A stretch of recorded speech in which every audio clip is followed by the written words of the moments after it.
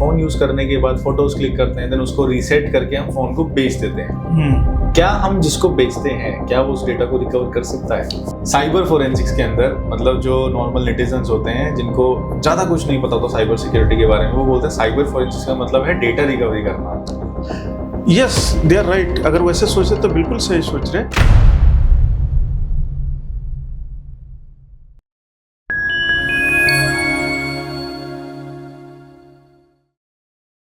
Hi everyone, I am Arya Tyagi, today's host of Cyber Peace podcast. So today we have our guest Santosh Khadsare sir, who is a CTO of Sys Tools. Sir, welcome again. हमारे काफी सारे podcast चल रहे हैं आपके साथ और आपके पॉडकास्ट देखे गए हैं, काफी नॉलेज शेयरिंग रहते हैं।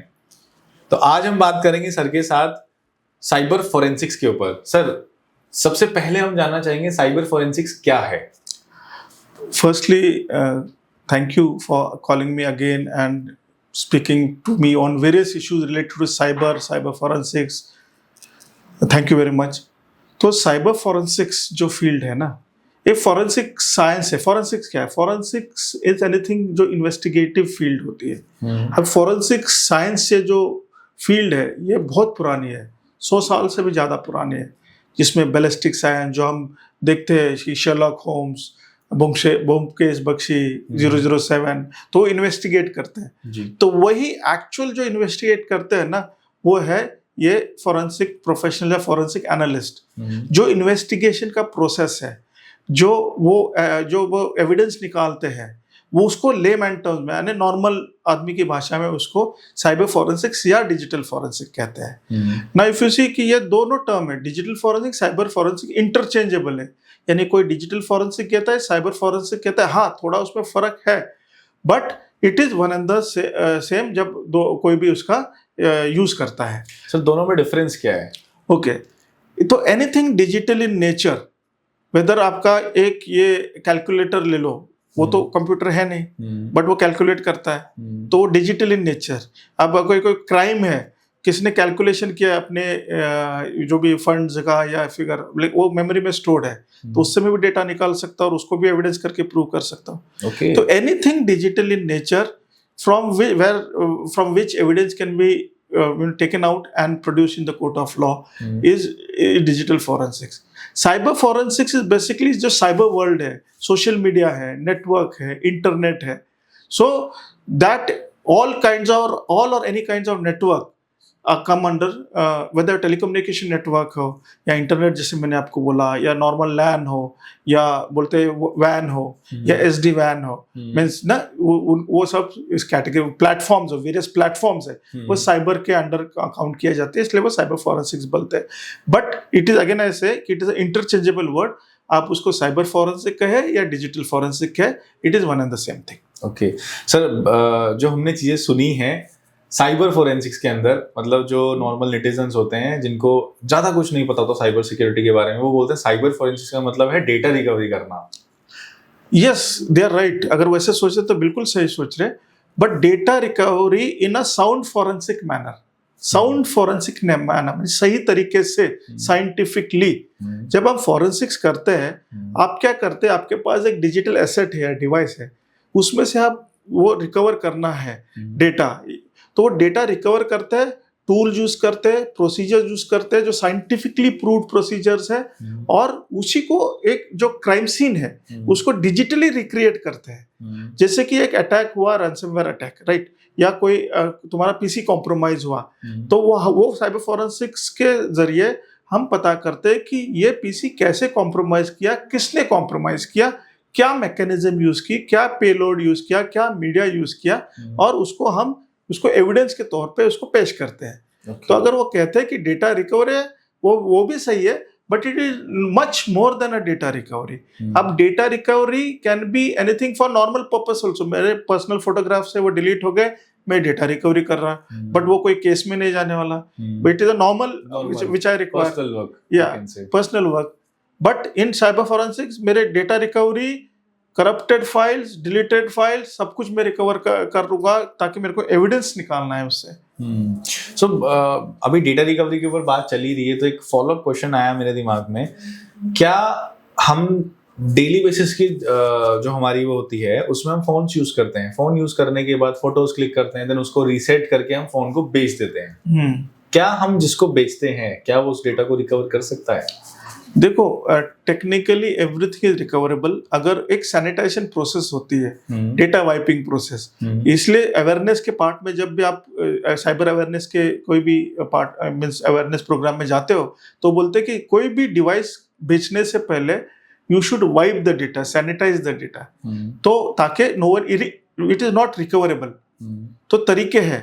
सो आप जो बोलते हैं कि आप वाइप करके देते हो, it is the right way of actually doing और रिसेलिंग अ फोन और giving it back. Usually phone resale भी किए जाते हैं बट वो नहीं करना चाहिए। माय रिकमेंडेशन इज अगर आपका पर्सनल एसेट है, use it to the maximum. आपके किसी रिश्तेदार को गिफ्ट करो, अपने बच्चों को गिफ्ट करो, rather than selling it in the market. So is there any difference between wiping the data or resetting the phone? Yes.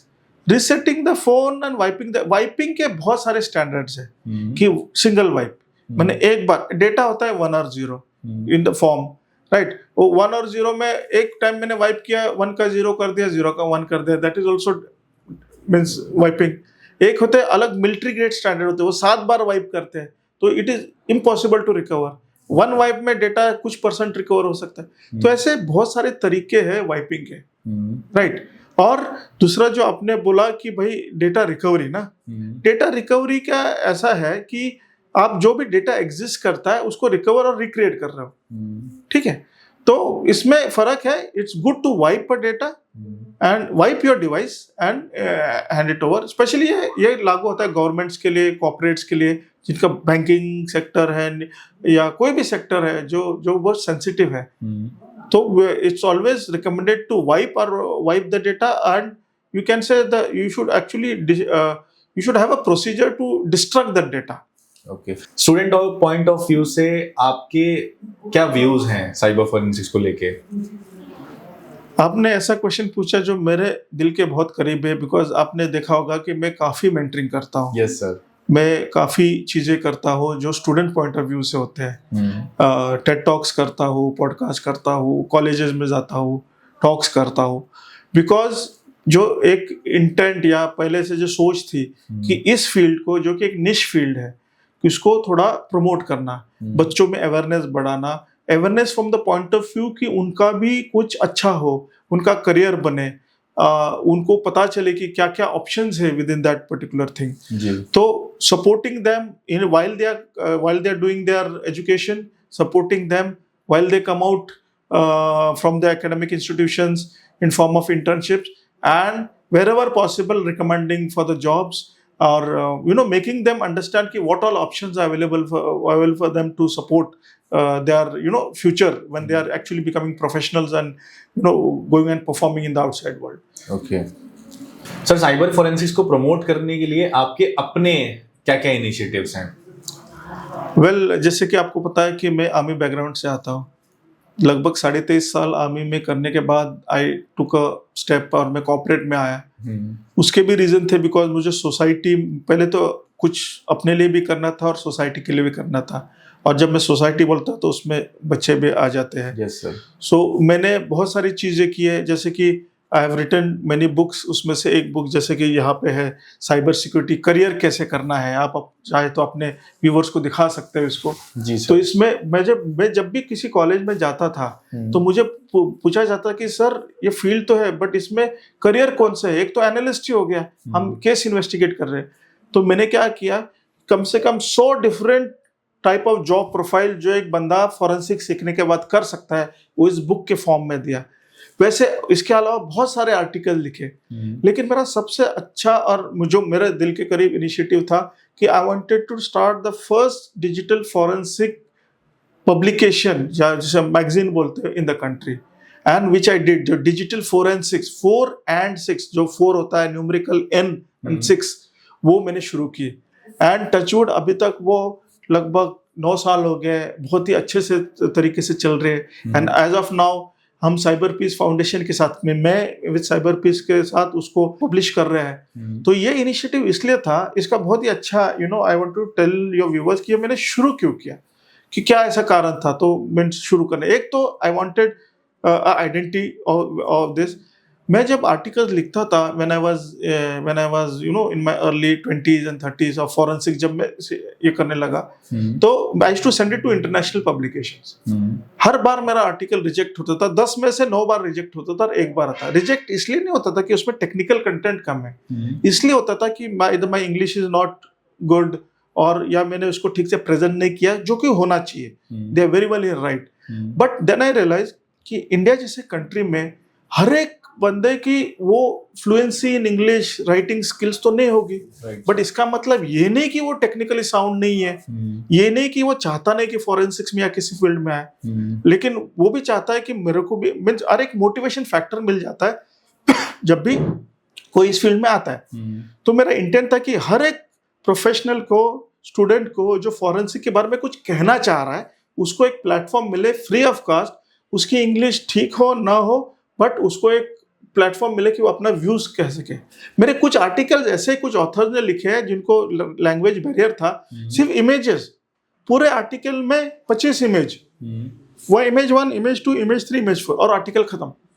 अच्छा सर, जैसे कि आपने अभी अपनी मैगजीन के बारे में बताया, फोरेंसिक्स मैगजीन 4 and 6, एक तो नाम बहुत इंटरेस्टिंग है और बहुत अट्रैक्टिव है।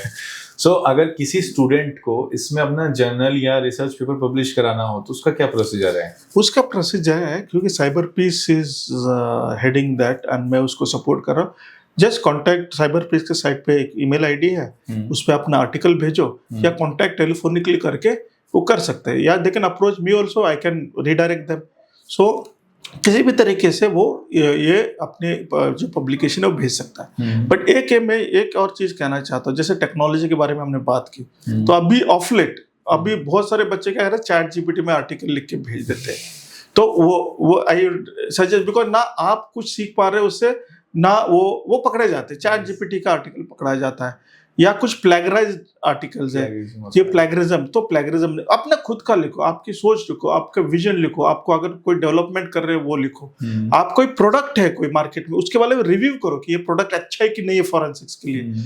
तो ये जरूरी नहीं है, बट वो जो है वो हम फिर उसको शूट डाउन करना पड़ता है, हम उसको पब्लिश नहीं कर सकते, बिकॉज अगर प्लैग आर्टिकल है या कोई कॉपीड आर्टिकल है या चैट जीपीटी से, तो आपका खुद का लिखो, भले 2 पेज आर्टिकल रहने दो, but it should be related to the technology, related to something related to forensics, investigations, right. या आप व्यूज भी दे सकते हो, जैसे मतलब प्रोडक्ट रिव्यू कर दो कि आप फॉरेंसिक के एक स्टूडेंट हो, आपने एक टूल यूज किया, आपका ये व्यूज है, या आपने एक केस लिया, आपने एक केस किया, कैसे सॉल्व किया, वो लिखो, तो दूसरे एटलीस्ट सीखेंगे उससे। मेरा इंटेंट है कि अगर कोई मुझे केस स्टडी करके देगा तो दूसरा कोई सीख लेगा। राइट सर, नेक्स्ट क्वेश्चन जो मेरे दिमाग में है जब से मैंने बुक अपने हाथ में ली है, ये बुक किन किन लोगों के लिए रिकमेंडेड है? ये it is recommended for students तो है ही है, टीचर्स, एकेडमिक जो है फैकल्टी है उनके लिए, इवन कॉर्पोरेट्स के लिए। आप पूछोगे कॉर्पोरेट्स के लिए कैसे, जो एचआर होता है, एडमिन है, जब वो जॉब का ये एडवर्टाइजमेंट निकालता है, उसको पता नहीं कि स्किल कौन से चाहिए जो वो मांग रहा है। तो इसमें अगर मैं कोई फॉरेंसिक एनालिस्ट ढूंढ रहा हूँ, या लैब असिस्टेंट ढूंढ रहा हूँ, या मैं मोबाइल फॉरेंसिक के रिलेटेड एक्सपर्ट ढूंढ रहा हूँ, इसके पूरे है, पूरे मीन्स क्यूआर है कि उसको क्या स्किल आने चाहिए, कैसे होना चाहिए, उसके क्वालिफिकेशंस क्या होना चाहिए। तो इवन कॉर्पोरेट भी यूज करता है, जो कि एचआर जैसे हम बोलते हैं, स्टूडेंट्स तो ये स्टूडेंट्स के लिए लिखी गई है फर्स्टली, क्योंकि they should know what are the option, but even corporates can use, even academia faculty can use, placement cells can use. ऐसे this is not the only book, और बहुत सारे articles, books, whether in careers, case studies, ये already published है, which they can see, they are available if you Google it out. अभी मुझे भी ऑफहैंड याद नहीं कितने आर्टिकल्स लिखे हैं मैंने, बट है available. It's not about the book, so but I would like to recommend, please contribute for the digital forensics publication magazine जो है, उसमें आप जब पब्लिश होगा आप खुद मोटिवेट हो जाओगे कि हाँ मैं भी ठीक ठाक चल रहा हूँ इस फील्ड में। जी। Yes. Also sir, is this book available on Amazon or Flipkart? It is available. They can just Google it out on e-commerce site. It is available. Okay. Yeah. Sir, वैसे तो हम साइबर फोरेंसिक्स पे काफी सारी discussion कर चुके हैं और काफी अच्छे पॉइंट्स उसमें निकल के आए हैं। हम चाहेंगे कि इस पे हम सेकंड पार्ट और लेके आए, बट मैं शॉर्ट में आपसे चाहूंगा कि अगर कोई स्टूडेंट साइबर फोरेंसिक्स में अपना करियर बनाना चाहता है तो वो कैसे बना सकता है, और इंडिया में और इंडिया से बाहर उसके लिए क्या जॉब अपॉर्चुनिटीज हैं? पहले तो let me make announcements to your children और स्टूडेंट्स हु आर वाचिंग। मैंने जैसे बोला कि हम साइबर फॉरेंसिक्स या डिजिटल फॉरेंसिक पब्लिकेशन है, जो भी बच्चे इसके लिए आर्टिकल भेजेंगे एंड वो हम सिलेक्ट करेंगे, तो उसके लिए मैं ये 2 कॉपीज ऑफ बुक्स हम उनको फ्री में दे देंगे। Okay, that's तो दिस amazing. या so because again this is also point of motivation. हमारा एज अ मेंटर यही होता है कि हम कैसे बच्चों को मोटिवेट करें। तो मैं एक ऑफर दे रहा हूँ कि भाई आप आर्टिकल लिखिए and we will present this 2 books through Cyber Peace to you.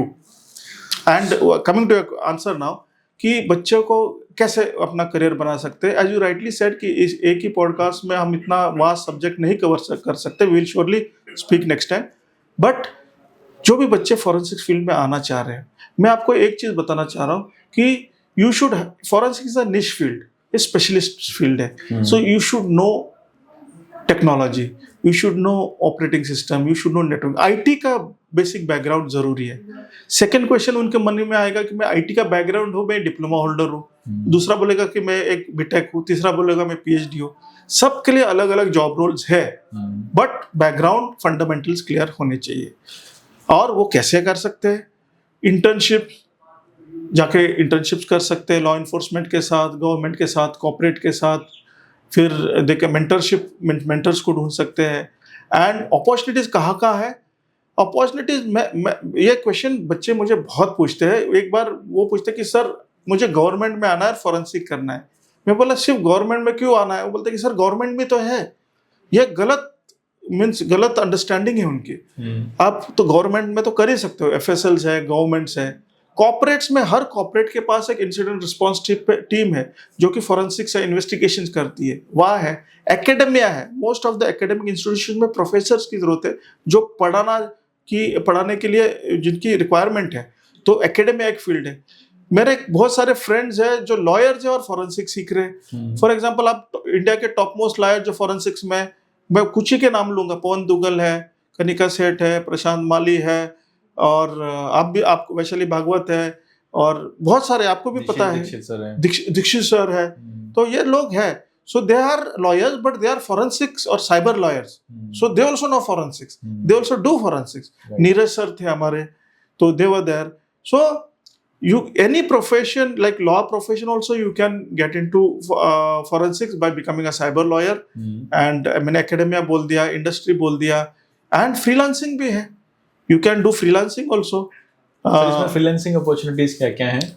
Freelancing तो आपने डेटा रिकवरी की बात किया, you don't require to the court, but आपका फॉरेंसिक का नॉलेज तो चाहिए उसमें। तो आप सिर्फ डेटा रिकवरी भी कर दो तो फॉरेंसिक का बैकग्राउंड ही तो हो गया। सेकेंडली फ्रीलांसिंग में क्या है, एक प्राइवेट एक्सपर्ट्स भी होते हैं जो कोर्ट होता है ना, कभी कभी सेकंड ओपिनियन के लिए बोलता है कि किसी और को बुलाओ। अगर कोई एक्सपीरियंस बंदा है, 10 साल 15 साल उसने काम कर रखा है, तो उसका भी ओपिनियन है, वो प्राइवेट पर्सन भी हो सकता है। ओके, सो प्राइवेट लैब्स भी है, but legally they may not stand in the court of law, but someone just private detectives है। I will not recommend that private detectives means government cases या जो भी cases जो national security private के पास कोई ले जाए, but I'm saying कि वो भी करते हैं, वो भी options available है। तो बहुत सारे career options है। We'll speak some other day I think so इसके बारे में। शॉर्ट में जॉब अपॉर्चुनिटीज के बारे में जानना चाहेंगे इंडिया में और इंडिया से बाहर। देखो जॉब अपॉर्चुनिटीज है, but again I'll tell you in today's world everyone feels कि मुझे immediately जॉब चाहिए, मुझे जॉब भी चाहिए और पैकेज भी चाहिए। ये दोनों इस फील्ड में तालमेल इमीडिएटली नहीं खाते, बिकॉज जब तक आप एक्सपीरियंस गेन करते हो तो 5 साल तो मिनिमम लग ही जाते हैं जी। But let me tell you, this is one of the most earning profession और field within the cyber domain itself. Okay, so but you have to be patient, you have to learn, do internship. Even if someone is paying you less, but you're learning something, it's worth going and learning. The other thing will flow later. So job opportunities बहुत है, and nationally, internationally, because cyber is not restricted to any country or something. Crimes are not related to any country or something. So you can do the same thing anywhere. और एक profession जैसे consulting वो भी कर सकते हैं। तो बहुत सारी चीजें हैं, and people once they want to do a thing, they'll find ways to do a thing. I can expect कि next time हमारा आराम से 60 minutes 75 minutes का ही podcast जाएगा, focusing on cyber forensics only. Thank you so much, cyber forensics and careers in cyber forensics, basically, because that is what people really want to know. Right sir, thank you so much sir. आपने again इतने अच्छे points highlight किए और हमारी भी knowledge में काफी कुछ ऐड ऑन किया. Thank you so much sir for your valuable time. Thanks for calling me. Thank you very much.